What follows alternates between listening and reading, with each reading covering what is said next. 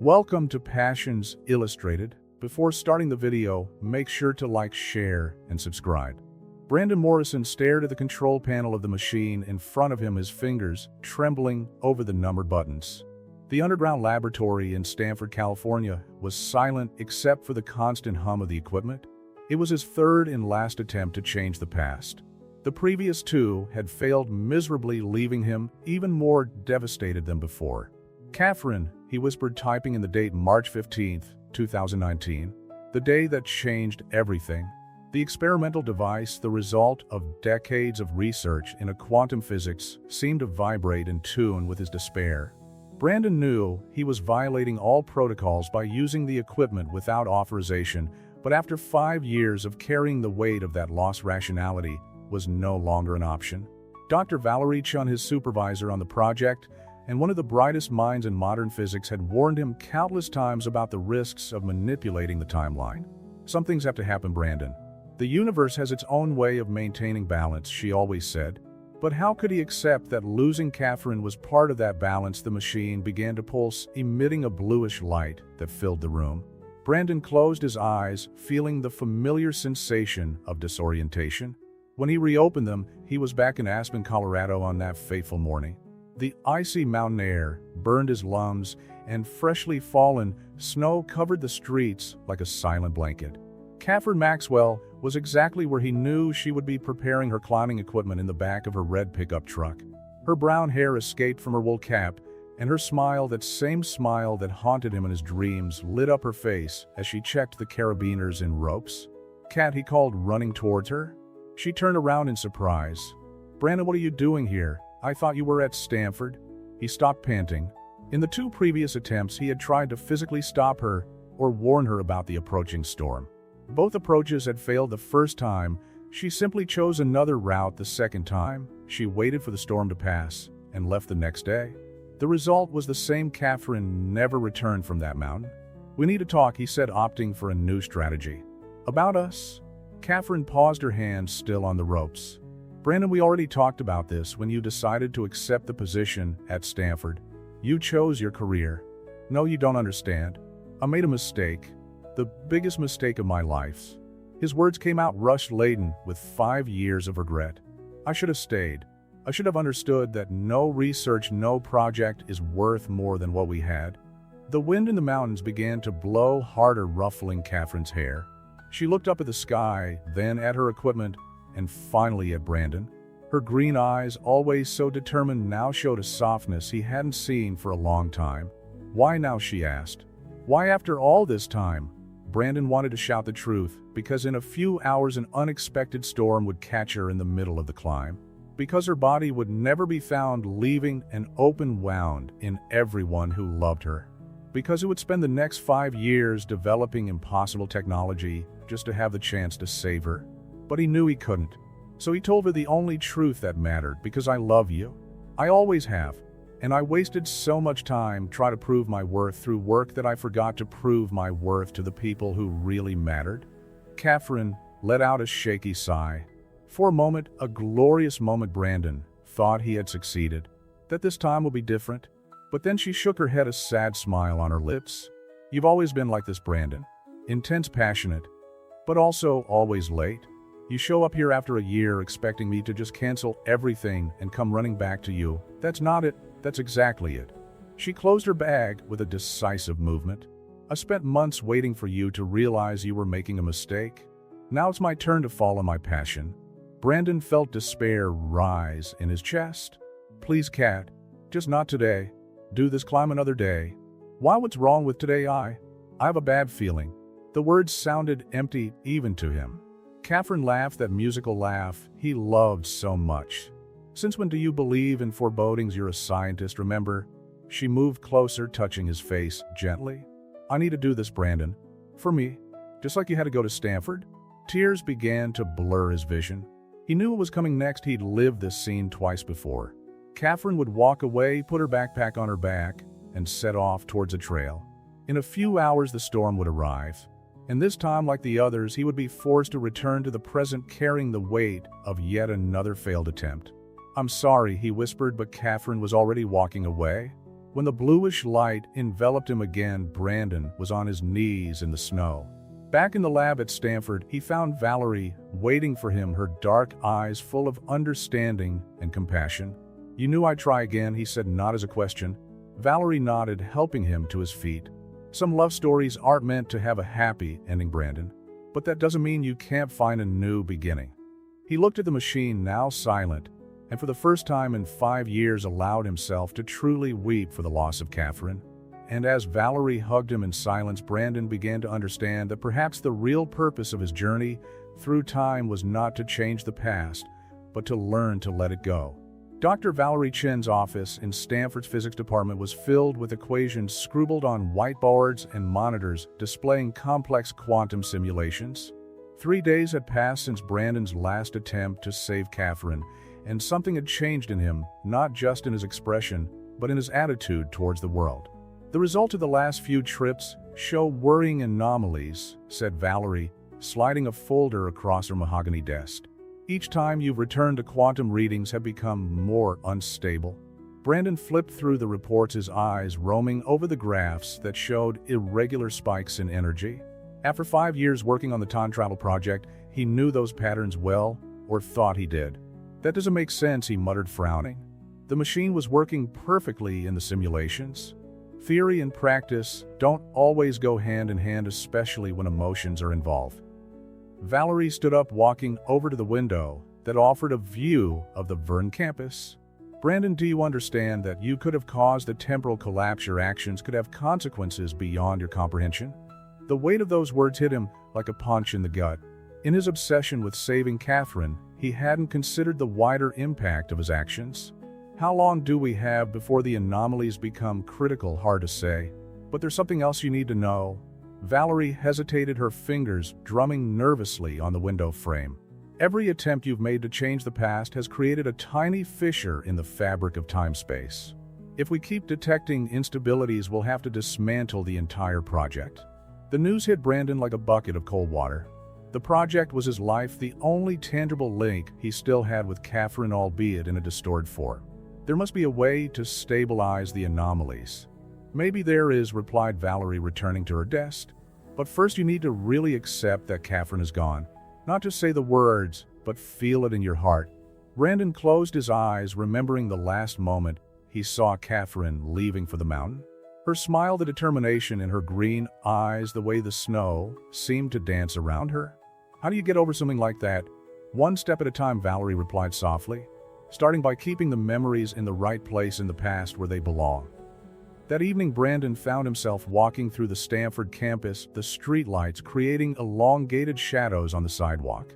His steps took him to the small cafe where he used to meet Catherine when she visited him during his first year on the project. "The usual, Dr. Morrison?" asked Amanda, the barista, who had worked there for years. "Not today," he replied, surprising himself. "Something different. So please, ma." While he waited for his order, Brandon observed the students scattered around the tables, some hunched over their laptops, others chatting quietly. Life went on even when it seemed impossible to move forward. "A chai latte with a touch of cardamom," Amanda announced, placing a steaming cup in front of him. "Sometimes a change is good for you." The different aroma transported him away from Catherine's memories for a moment. It was comforting in an unexpected way, like a new path opening up before him. Back at his apartment, Brandon found a message from Valerie on his cell phone. "Tomorrow, 8 a.m. We need to discuss the future of the project." He lay awake for hours, tossing and turning in bed, thinking about the implications of the temporal anomalies and how selfish he had been to use the machine without considering the consequences. His actions could have jeopardized not only the project, but potentially the very fabric of reality. The next morning, as Brandon entered the lab, he noticed something different. The monitors were displaying patterns he had never seen before, and there was a strange energy in the air, almost palpable. "The fissures are expanding," Valerie announced as soon as she saw him, her face tense with worry. "And there's more, we're detecting temporal echoes. Echoes, fragments of alternative realities, starting to leak through the cracks you've created. Small inconsistencies in the timeline that people are starting to notice without realizing it." Brandon felt a shiver run down his spine. "What kind of inconsistencies?" people reporting memories of events that never happened, objects inexplicably changing places, feelings of déjà vu that are more intense than usual. Valerie projected a series of graphics onto the main screen, and that's just the beginning. Guilt consumed him as he watched the evidence of his mistake pile up before him. It wasn't enough that he had failed to save Catherine. Now he had jeopardized the very fabric of reality. "What can we do?" he asked, his voice almost a whisper. Valerie stared at him with a mixture of compassion and determination. "We need to mend the cracks before they become irreparable. And to do that, Brandon, you need to do the hardest thing of all." "What?" "You need to go back one last time. Not to try to change the past, but to accept it, to say goodbye." The underground laboratory looked different that morning. The fluorescent lights flickered irregularly, creating unsettling shadows on the metal walls. Brandon watched the monitors displaying increasingly alarming readings of the temporal fissures, while Valerie worked frantically on the calculations for the last trip. "The echoes are intensifying," said Valerie, her fingers flying over the keyboard. "I've received reports from people in Palo Alto claiming to have seen events that haven't happened yet. One woman swore she attended a wedding that isn't scheduled until next month." Brandon felt the weight of guilt grow in his chest. How exactly is saying goodbye going to mend the cracks? The theory is that your inability to accept the loss of Catherine has created an emotional anchor point in the fabric of time-space, explained Valerie, turning to face him. Your repeated trips to the same moment loaded with so much despair and denial opened up wounds in reality. To close them, we need to resolve the source of the conflict. An alarm suddenly sounded, startling them both. The lights in the lab flashed brighter, and for a moment Brandon swore he saw an image superimposed on reality, Catherine smiling at him through a bluish haze. "Did you see that?" he asked, but Valerie's confused expression answered his question. "The echoes are starting to affect you more directly," she said worriedly. "Your connection to the focal event is making you more susceptible to the anomalies." Brandon approached the time machine, his fingers tracing the cold contours of the metal. "How can I say goodbye if every fiber of my being still wants to save you?" "Maybe that's the point," Valerie replied softly. "It's not about wanting to save her or not. It's about understanding that some losses, however painful, are part of the natural fabric of existence." Brandon's phone vibrated in his pocket. As he checked the message, his face paled.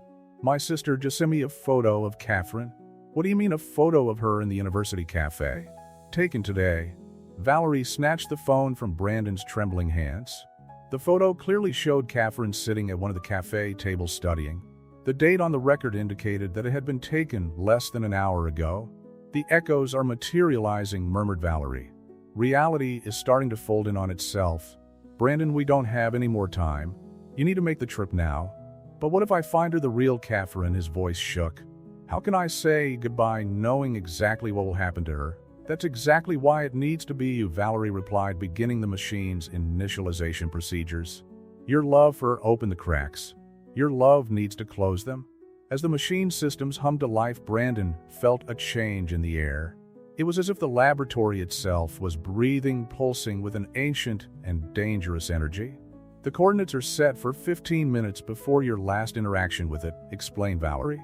"But this time, Brandon, don't try to stop her. Don't try to save her. Just be there. Say what needs to be said." Brandon entered the transfer chamber, his heart beating wildly. "What if I can't?" "Then we've lost everything," Valerie replied simply. "Not just the project or our careers. Reality itself, as we know it, could disintegrate." The familiar blue light began to envelop Brandon, but this time there was something different. He could feel the cracks in time, like tiny electric currents running through his skin. When he opened his eyes again, he was back in Aspen, but the sky looked different, as if several versions of the same day were superimposed.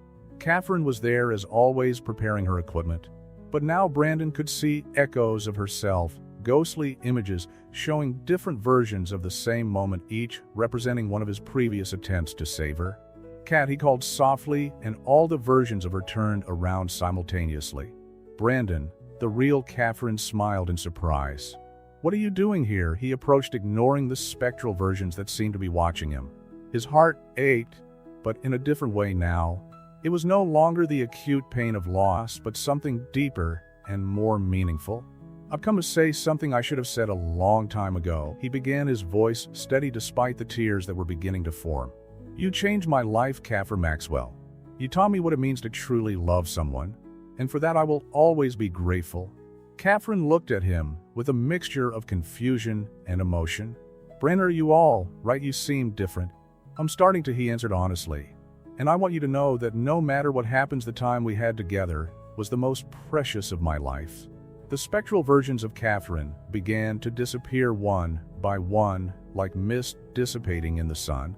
Reality seemed to be stabilizing around them, focusing only on this moment, this version. "That sounds like goodbye," said Catherine softly. "It's a thank you," Brandon corrected, finally understanding. "In goodbye." The walls of the laboratory trembled subtly when Brandon returned from his latest trip to the past. The monitors blinked frantically, displaying increasingly chaotic readings of temporal anomalies. Valerie watched him through the glass of the containment chamber, her face a mask of concern and relief. "How are you?" she asked, helping him out of the machine. Brandon staggered slightly, leaning on the metal frame. "Different. As if something had changed inside me." "The readings show a partial stabilization of the fissures," Valerie informed him, guiding him to a nearby chair. "But it's still not enough." The echoes continue to manifest themselves.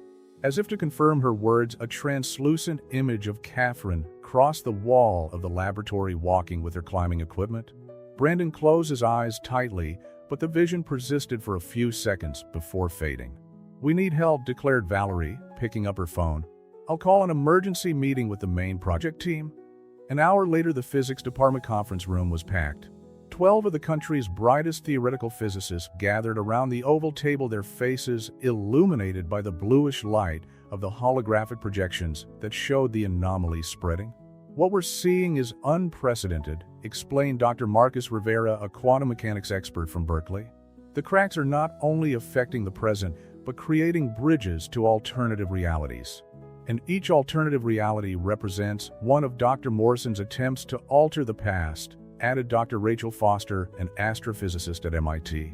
"Like waves on a pond, each trip has created ripples in the fabric of time and space." Brandon watched the discussion with a growing sense of guilt and urgency. This obsession with saving Catherine had jeopardized not only his reality, but potentially countless others. "There's something you need to see," announced Valerie, projecting a new series of data. "The manifestations of the echoes are not random. They follow a specific pattern, always converging on crucial decision points in the timeline." The images showed a series of seemingly disconnected events: a car accident avoided by inches in San Francisco, a chance encounter in a Boston cafe that should never have happened, a child born in Seattle to parents who in their original reality never met. "The universe is trying to self-correct," theorized Dr. Rivera. "But each correction creates new instabilities. It's like trying to mend a torn fabric with rotten thread." "How long do we have?" asked Brandon, his voice hoarse. "Days, maybe hours," replied Valerie. "The cracks are expanding exponentially." A heavy silence fell over the room, broken only by the hum of equipment and the occasional distant echo of realities overlapping. "There is a possible solution," said Dr. Foster after a few moments. "But the price would be significant." All eyes turned to her as she explained her theory. Brandon felt his heart squeeze as he understood what was being proposed. "A complete reset," he muttered. "Not just of the timeline, but of the machine itself." "Precisely," confirmed Foster. "Destroying the time machine at the exact moment when the first cracks were created. The resulting paradox should be enough to seal all the gaps." "But that would mean—" Brandon couldn't complete the sentence. "That none of the trips would have happened," Valerie added softly. "Including your meetings with Catherine in the past. All the memories, all the attempts, would have been erased." Brandon stood up abruptly, walking over to the window. Outside, the Stanford campus looked normal at first glance, but occasionally reality flickered like an image on a television with poor reception. "If we don't do this," continued Dr. Rivera, "the cracks will eventually tear the very fabric of reality. We're not just talking about a few lost memories or encounters. We're talking about the end of everything." Brandon looked at his reflection in the glass, noticing how he looked older, more tired. He could see superimposed on his image an echo of his younger self, still full of hope and determination to save Catherine. How much time do we have to make a decision, he asked without turning around. The next 12 hours are critical, replied Valerie. After that, the cracks could become irreparable. Brandon closed his eyes, remembering the last moment with Catherine, when he was finally able to say goodbye. Would he be able to do it again, to let her go not just in one reality, but in all of them? If we do that, he said slowly, what happens to all the other realities with all the other versions of ourselves? Theoretically, they would converge into a single stable timeline, Foster explained. The reality that should have existed if the machine had never been created? A reality where Catherine still, he couldn't finish the sentence. Yes, confirmed Valerie gently. A reality where some events simply have to happen no matter how painful. Brandon turned to face the group of scientists, each of them carrying the weight of this impossible decision in their eyes. At the back of the room, for a brief moment, he saw another echo of Catherine smiling, that smile he loved so much. When do we start? He asked, his voice firm despite the pain in his heart. The laboratory had become a battlefield against time. Teams of scientists were working frantically in 24-hour shifts, preparing the sequence of events that could save or destroy reality as they knew it. Brandon watched the preparations with a mixture of resignation and determination, aware that every minute that passed brought them closer to the point of no return. The calculations for the temporal reset are almost ready, announced Valerie, handing him a cup of coffee.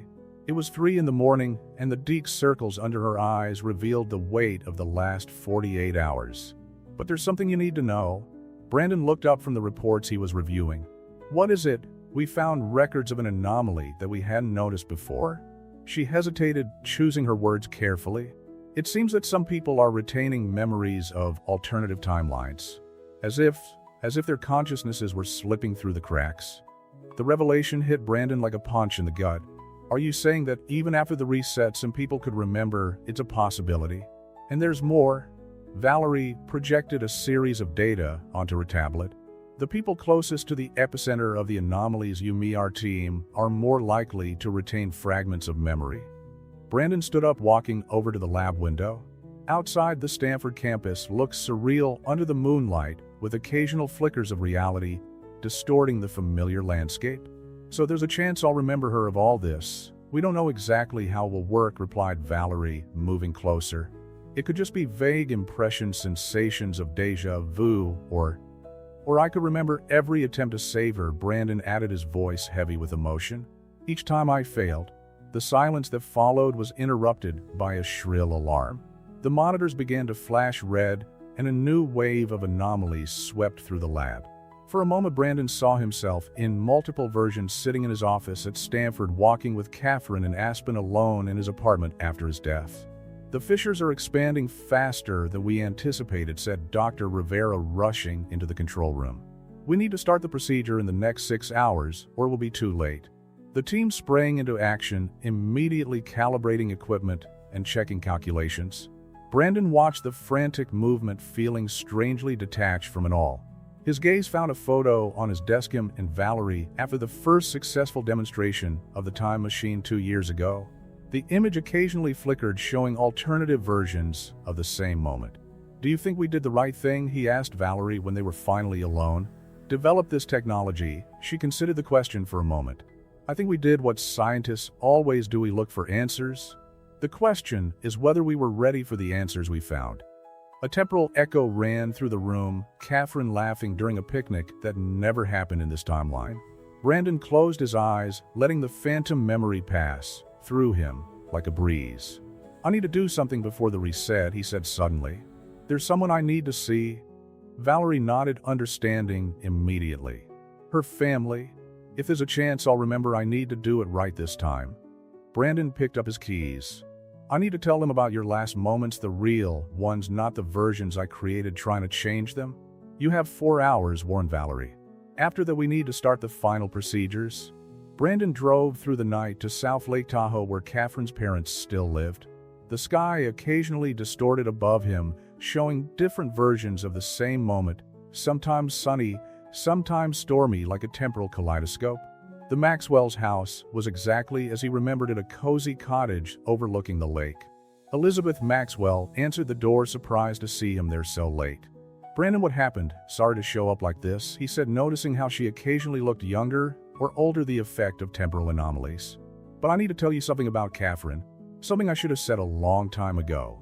Over the next 2 hours, Brandon shared with Elizabeth and Robert Maxwell the truth about his daughter, not the versions he tried to create in his time travels, but the pure and simple reality of who Catherine was and how she lived her last moments doing what she loved most. She was happy, he concluded, silent tears streaming down his face, and free, exactly as she always wanted to be. Elizabeth held his hand, her eyes shining with understanding.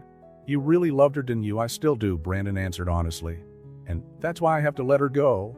When he left the Maxwell's house, the sky was beginning to lighten on the horizon. His phone vibrated with a message from Valerie. 1 hour. It was time to go back and face what needed to be done. It was time to save the world, even if it meant losing Catherine once again, and perhaps this time forever. The lab pulsed with a dark energy as the team prepared for the temporal reset. Brandon watched the technicians carry out the last calibrations on the machine, each adjustment bringing them closer to the decisive moment. The walls occasionally shook with the waves of temporal distortion, and through the windows the Stanford campus seemed to exist in multiple realities simultaneously. "The containment protocols are ready," announced Dr. Rivera, his eyes reflecting the bluish glow of the monitors. "Once we start the sequence, we'll have exactly 47 minutes until the critical point." Valerie was typing furiously on her terminal, finalizing the calculations that would determine the success or failure of the operation. "Brandon," she called out without taking her eyes off the screen, "we need your signature on the authorization documents." As he walked to his desk, Brandon noticed something different in the air, an almost palpable density, as if time itself were resisting what they intended to do. On his desk, he found a folder containing the official forms from the Department of Defense, authorizing the destruction of the project that had consumed the last 5 years of his life. "Are you sure there's no other way?" he asked, even though he already knew the answer. "The cracks are expanding exponentially," replied Valerie, finally looking at him.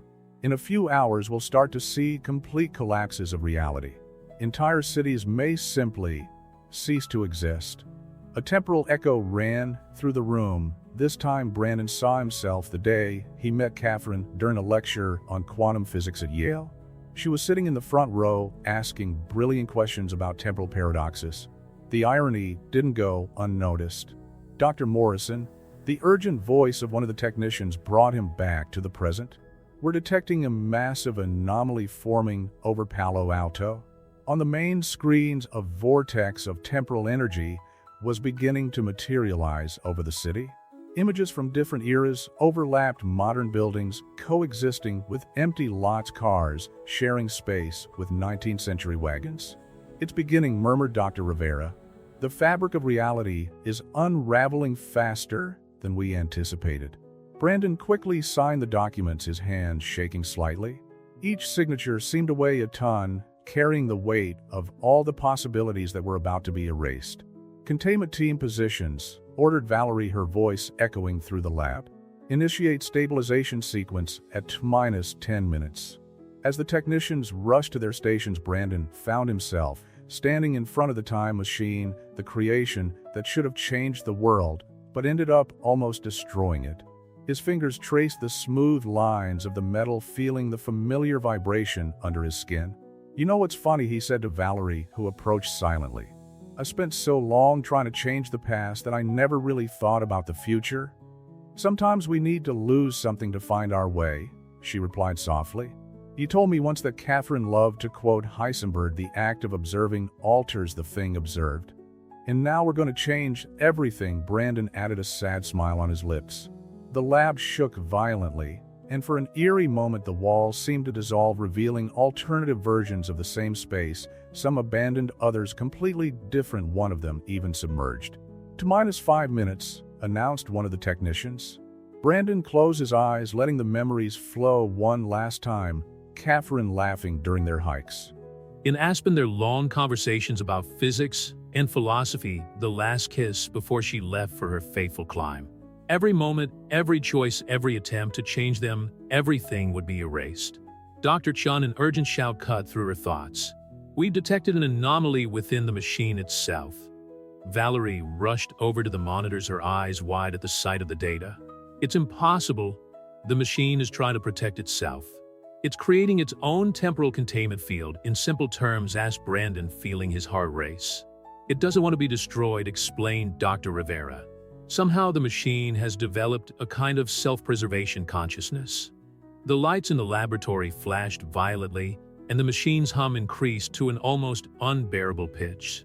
On the monitors, the anomaly readings were reaching critical levels. To -2 minutes, Brandon looked at Valerie, a sudden understanding crossing his face. I need to be inside her, don't I, when it happens? Valerie nodded slowly. The machine responds to you. Your quantum signature is intertwined with it after all your travels. You're the key. Brandon, no, Dr. Rivera tried to intervene. The chances of survival are non-existent, Brandon added, already walking towards the containment chamber. But Catherine taught me that some things are worth any sacrifice. Valerie caught up with him before he entered the machine, grabbing his arm. There's something you need to know, she said quickly. The calculations show there's a small chance that after the reset, at some point, I'll meet her again, Brandon added, smiling. In another life, another time. To -60 seconds, Brandon felt the cold metal of the containment chamber against his back as the doors closed. Through the reinforced glass, he could see the team running frantically between the terminals, preparing for the decisive moment. Valerie's face was a mask of worry as she oversaw the final preparations. To -30 seconds, the machine was vibrating with a different intensity now, as if it were alive, aware of what was about to happen. The walls of the lab continued to oscillate between different realities. In one, Brandon saw himself working alone on a rainy night. In another, the lab was completely abandoned. Initiating containment sequence, announced Dr. Rivera, his hands flying over the keyboard. Temporal force field activated. Brandon closed his eyes, letting the memories flow one last time. Not just of Catherine, but of the entire path that had brought him there, the endless nights of research, the unexpected discoveries, the moments of despair and hope. Every choice, every decision that led him to this singular moment in time. To -15 seconds, the air inside the chamber began to charge with static electricity. Brandon could feel every molecule of his body vibrating in tune with the machine. It was as if the entire universe was converging on this single point in space-time. Brandon, Valerie's voice sounded through the communication system. When the sequence starts, you'll have to, but her words were interrupted by a sudden burst of light. The reality around the camera began to fragment, creating a kaleidoscope of moments and possibilities. And there, in the middle of the temporal chaos, Brandon saw her. Catherine was standing in front of him, not as an echo or a memory, but as a clear and present manifestation. Her smile was gentle understanding. You finally understand, don't you? She said softly. Brandon tried to reply, but his voice seemed stuck in his throat. Tears blurred his vision as he watched Catherine's figure float between different versions of herself, young, old, exactly as he knew her. To -5 seconds. It's not about changing the past, Catherine continued, her voice echoing through the dimensions of time. It's about accepting that every moment, every choice, every goodbye makes us who we are. The machine began to pulse with overwhelming energy. Through the glass, Brandon could see the scientists struggling to maintain control of the systems. Valerie was shouting orders, her face illuminated by the bluish glow of the overloaded monitors. Now, Brandon, shouted Dr. Rivera. You need to start the sequence from inside the chamber. With trembling hands, Brandon reached for the control panel. His fingers hovered over the final button, the one that would initiate the complete reset, erasing not only the machine, but all the timelines that had been created. Catherine, he whispered, I'm sorry. Don't be. She replied, her smile brighter than ever. Live. Brandon pressed the button. The world exploded in light and sound. Reality began to fold in on itself, years and moments merging into a single point of existence. Brandon felt every atom of his body being deconstructed and reconstructed thousands of times a second. Through the cascade of memories that ran through him, he saw flashes of lies. He never lived the cafe in Seattle, where he and Catherine never met, a lecture at Yale, where she chose another seat a day, in Aspen, where she decided not to climb. Every possibility, every choice not made, every moment that could have been different, all converging on this single instant of absolute clarity. System in critical collapse, Valerie's voice was barely audible over the roar of time reorganizing itself. Brandon, you need to let go, let it happen, and he did. He let go of every attempt to control the uncontrollable, every hope of changing the unchangeable. At the epicenter of temporal chaos, Brandon Morrison finally found peace. The light intensified until there was nothing but pure white. The sound grew to a deafening silence. And then, darkness.